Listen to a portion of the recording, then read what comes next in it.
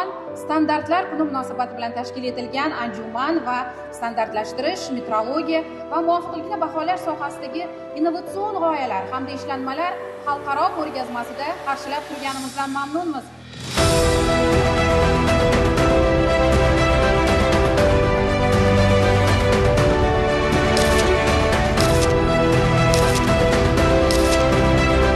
Davlatimiz rahbarining tashabbusi bilan respublikamizda ham davlat darajasida nishonlanishi belgilangandi hamda O'zbekiston Respublikasi Vazirlar Mahkamasining to'g'ridagi qaror qabul qilinib, O'zbekiston Respublikasi hukumati tomonidan maqsadli amaliy dasturi tasdiqlandi.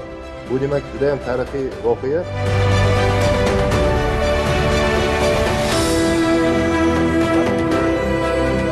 Bugungi kasb bayram hammangizga muborak bo'lsin.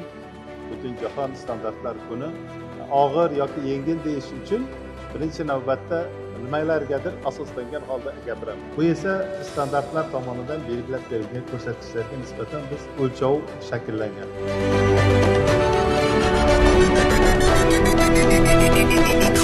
Muhim sanalardan biri bo'lgan Butunjahon standartlar kuni sifatida keng nishonlanadi. Ushbu kun bilan ushbu anjumanda ishtirok etayotgan barcha aziz mehmonlarni hurmatli rahbarlarimizni samimiy chin qalbimdan muborakbod etaman.